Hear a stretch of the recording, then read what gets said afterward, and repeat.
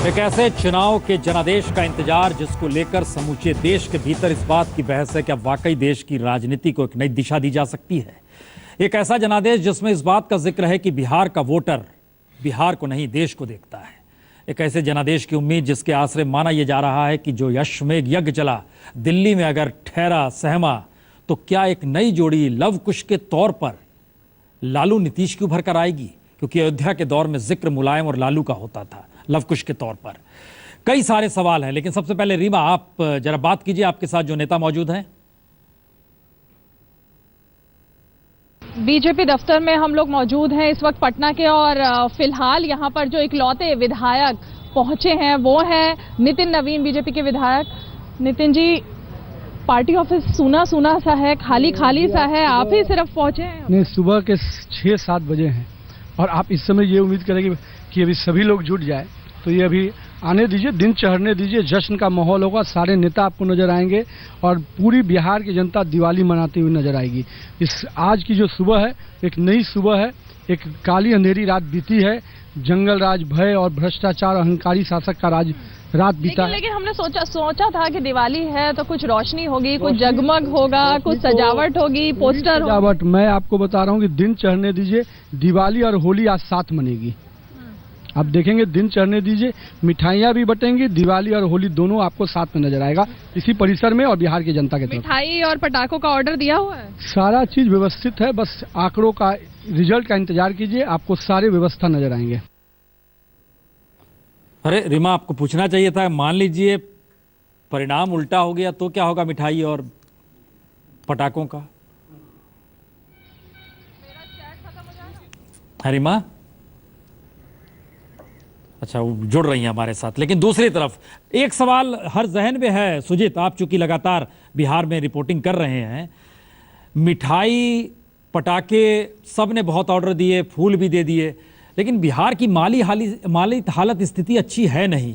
महंगाई को लेकर भी सवाल लगातार वहां पर उठ रहे हैं और इस दौर में कई सवाल ऐसे थे जिसमें इस बात का जिक्र होता था बड़ी न्यूनतम जरूरतों की लड़ाई होती है। लेकिन क्या यह माना जाए कि चुनाव में जीत का जश्न, हार का दुख सब चीज भुला देगा और आज जो 8 बजे से शुरू होगा उसमें समूचा बिहार सिर्फ और सिर्फ यही देखेगा कौन जश्न मना रहा है, कौन दुखी है? देखिए, महंगाई एक बहुत बड़ा मुद्दा भी रहा है इस चुनाव में, और जो दाल की कीमत हो या फिर तेल की कीमत हो, इसको मुद्दा भी बनाया गया है। तो निश्चित तौर पर बिहार के लोगों की ज़रूरतें काफ़ी कम हैं, ये आप मान सकते हैं। लेकिन चूंकि आज रिजल्ट का दिन है और निश्चित तौर पर आप देखिए तो जश्न कौन मनाता है, और जश्न मनाने के चिराग अपने डायलॉग खुद लिखते खुद बोलते तो शायद उनकी फिल्म भी हिट होती, क्योंकि बहुत ही मैच्योर तरीके से वो अपने भूमिका को राजनीतिक तौर पर जिस लहजे में रख रहे हैं। सुजीत, एक सवाल, जो बिहार में उत्साह था, एनडीए का कहना है उनको लेकर उत्साह, महागठबंधन के नेताओं का कहना था हमको लेकर, ये उत्साह मापक जो रहा यंत्र हर किसी के पास था, वो सिर्फ रैलियों में लोगों की मौजूदगी से तय हो रहा था? निश्चित तौर पर प्रसून जी, रैलियों में आप देखेंगे तो दोनों की रैलियों में हम लोग गए और दोनों में भीड़ कम कहीं भी नहीं दिखी। तो उत्साह का जहां तक सवाल था, और जहां यहाँ के लोगों को यह भी मालूम था कि ये चुनाव कितना महत्वपूर्ण है, पूरे देश की नज़र है, एक एक मतदाता यहाँ का ये इस बात से वाकिफ था। तो निश्चित तौर पर भीड़ दोनों तरफ से थी, दोनों तरफ से उत्साह था। एक तरफ से आप ये कहें कि किसको सत्ता देनी है, ये आप भीड़ देखकर आप तय नहीं कर सकते। ये उनके जहन में कई लोग ऐसे भी थे जो दूसरे, जैसे प्रधानमंत्री की रैली में आप देखिए तो काफ़ी भीड़ नजर आती थी। उसी तरह से नीतीश कुमार की रैली में हम लोग गए, वहाँ भी भीड़ नजर आई। लालू प्रसाद यादव की रैलियों में काफ़ी भीड़ देखने को मिली। आप भीड़ देख के ये अंदाजा नहीं लगा सकते थे कि किसके पक्ष में हवा बह रही है। और निश्चित तौर पर जो एग्जिट पोल आया, जो देखने में आया है, तो उससे भी ये लगता है कि हवा कहीं नहीं है, लेकिन कॉन्फिडेंट किसमें है, कौन से दल में के नेता ज्यादा कॉन्फिडेंट नजर आ रहे हैं, उससे अंदाजा लगाया जा सकता है, उनके बॉडी लैंग्वेज से पता लगाया जा सकता है कि कौन जीत रहा है। ये एक मिनट, ये जो आपने जिक्र किया, क्या ये सही है संजय जी कि जो आप लोग सेफोलॉजिस्ट जो नापते हैं रुझान में, उसमें रैली में मौजूद लोगों की तादाद भी, क्योंकि प्राइम मिनिस्टर की रैली में लोग रहते थे लेकिन दूसरे नेताओं की रैली में नहीं रहते थे? नहीं, आप उत्साह का जिक्र कर रहे थे।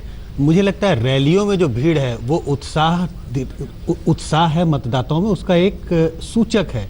लेकिन असल मापदंड जो है, नापने का मापदंड है, जैसे बुखार नापने के लिए हम थर्मामीटर का इस्तेमाल करते हैं, हम अपना फोरहेड छूते कहते हैं लगता है बुखार है मुझे।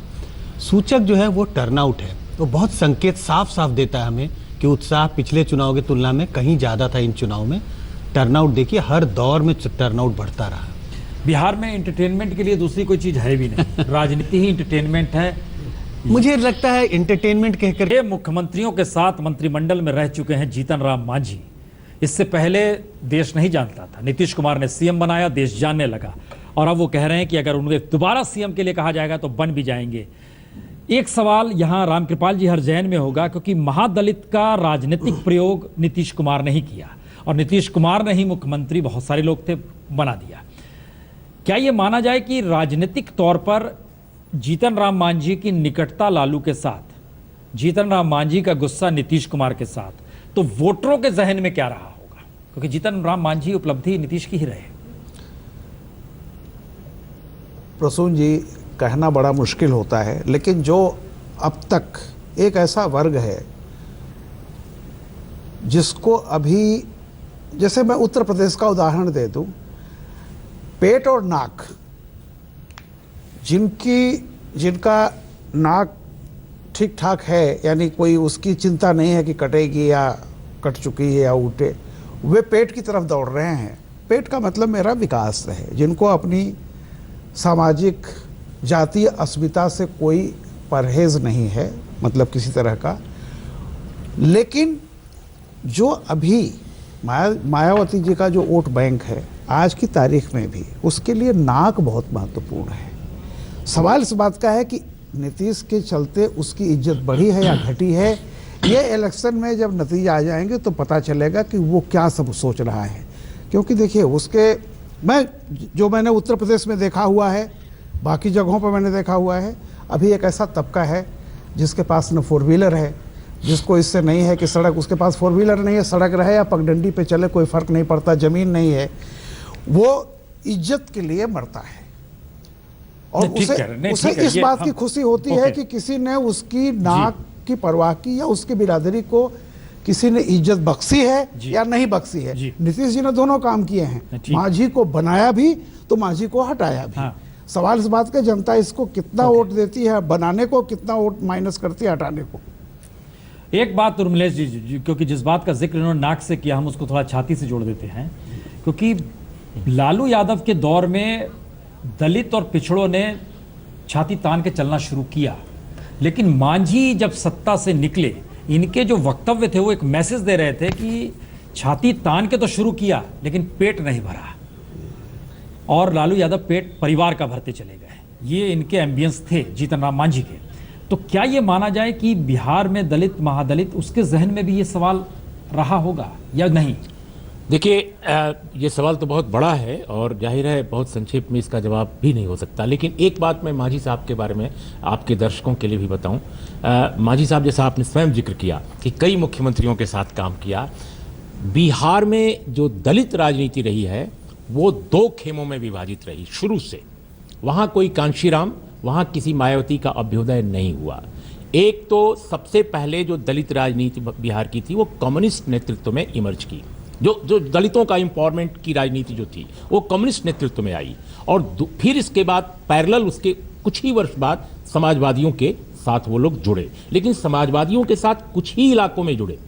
आप कह सकते हैं शाहबाद वगैरह के इलाके में, दूसरे जो इलाके हैं उधर नहीं जुड़े, क्योंकि ओबीसी जो है डोमिनेंट सेक्शन था समाजवादी आंदोलन में, और दलित उसको लेकर लगता था कि पता नहीं कहाँ होगा। जैसे त्रिवेणी संघ की आप चर्चा करते हैं, जब जो आज़ादी से पहले बना था उसमें 3 जातियां ओबीसी की थीं, कोयरी, यादव और कुर्मी। तो उस तरह का दलित जो एसोसिएशन है, दलितों की जो लड़ाई है वो कभी इस तरह से नहीं लड़ी गई जैसा कि हमने उत्तर पासवान को भी देखा कभी उस दिशा जी हाँ। अब देखिए सबसे वही दिलचस्प बात है कि समाजवादियों में जब कर्पूरी ठाकुर का इमरजेंस होता है तब जितने दलित हैं, अति पिछड़े वो स्वयं थे, और दलित जितने हैं वो सब उनके साथ जुड़ जाते हैं और एक व्यापक एकता कायम होती है ओबीसी और दलितों की। लेकिन जहां तक मांझी साहब का सवाल है, मांझी साहब उस धारा की पैदाइश नहीं है। वो बिहार में वस्तुतः कांग्रेस की राजनीति में आए और बहुत लो प्रोफाइल रहे। अगर उनका राजनीतिक अगर उनकी जो विरासत है अगर वो कहीं से जुड़ती है तो वो डॉक्टर जगन्नाथ मिश्र हैं। लोगों को कम मालूम है कि डॉक्टर जगन्नाथ मिश्र की राजनीतिक छत्र छाया में ही आदरणीय मांझी साहब का, उनके व्यक्तित्व का, उनके सोच का, जो नई पीढ़ी निकल रही है। देखिए सवाल है। अब इस सियासत में और इस जनादेश के बाद नई पीढ़ी के होंगे। लालू यादव के बेटे सामने, रामविलास पासवान के बेटे सामने, क्या वो जातीय राजनीति के आधार पर चल पाएंगे? बालकृष्ण जरा इन सवालों को पूछिए। आपके साथ चिराग पासवान है।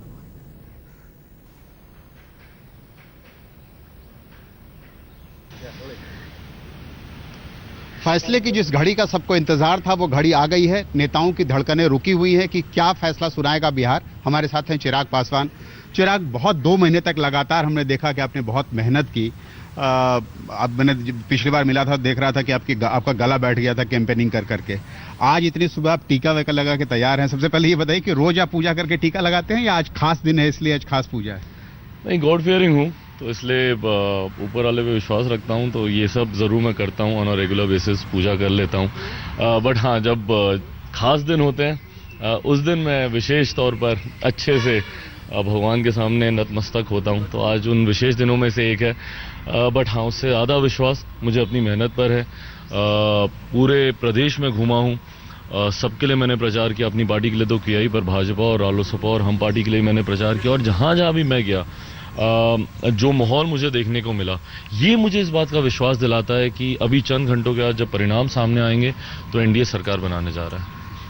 परिणाम थोड़ी देर में सामने आ जाएंगे चिराग, लेकिन ये जानना चाहूंगा आपसे, अब तो फैसले की घड़ी है, क्या ऐसी वजह रही कि बिहार का ये चुनाव इतना ज्यादा चर्चित हो गया? जैसे लोकसभा का चुनाव हो, पूरी देश ही नहीं बल्कि दुनिया भर में इसको लेकर के चर्चा रही। ऐसी क्या खास बात थी कि एक राज्य का विधानसभा चुनाव इतना हाइप हुआ, इतने लोगों की रुचि हुई? क्या वजह आप इसकी मानते हैं? देखिए, हमारा प्रदेश राजनीतिक तौर पर बहुत जागरूक प्रदेश है। मुझे लगता है हम बिहारी राजनीति में बहुत ज़्यादा दिलचस्पी रखते हैं। अगर आप बिहार के किसी भी कोने में चले जाएं, अगर आप चाय की दुकान पर बैठे हैं, वहाँ पर किसी मोहल्ले में चले जाएं, किसी भी गांव में चले जाएं, जितनी जानकारी हम बिहार के लोगों को राजनीति के बारे में होती है, ईमानदारी से बोलूँगा, मुझे नहीं लगता कि प्रदेश में, खासतौर पर देश भर में और खासतौर पर मेट्रोज में शायद लोग इतने अवेयर नहीं होते हैं। तो ये एक बहुत बड़ा कारण है। अच्छा, कहीं ना कहीं हिंदी बेल्ट का हार्ट माना जाता है हमारा प्रदेश। इसके साथ जो आप वजह बता रहे हैं, इसके साथ ये भी वजह है कि ये कहा जा रहा है कि बिहार का चुनाव ये तय करेगा, नतीजा ये तय करेगा कि आगे की राजनीति देश में कैसे होगी, केंद्र सरकार कैसे चलेगी, बीजेपी के आगे की पॉलिसीज कैसी होंगी। नहीं, देखिए, इतना बड़ा कोई असर पड़े, लोकसभा के चुनाव अभी लगभग 1.5 साल पहले ही हुए हैं, अभी लोकसभा के चुनाव में समय है। बट हाँ, क्योंकि बिहार राजनीतिक तौर से एक महत्वपूर्ण प्रदेश माना जाता है, माहौल बनाता है, खासतौर पर हिंदी बेल्ट जिसकी हम लोग बात करते हैं। उत्तर प्रदेश के चुनाव मुझे लगता है कि 2 साल के बाद हैं। 2017 में उत्तर प्रदेश के चुनाव हैं, बंगाल के हैं, पंजाब के चुनाव हैं। तो कहीं ना कहीं ये चुनाव एक माहौल बनाता है। तो इस सिर्फ 14 मिनट बचे हैं। ब्रेक लेना पड़ रहा है इसलिए क्योंकि उसके बाद कोई ब्रेक नहीं होगा और 8 बजे से जब ईवीएम मशीन से निकलना शुरू होगा जनादेश, तो उसके बाद हम कोई ब्रेक नहीं लेंगे, लगातार चलते रहेंगे। इसलिए एक छोटे से ब्रेक के बाद लौटते हैं।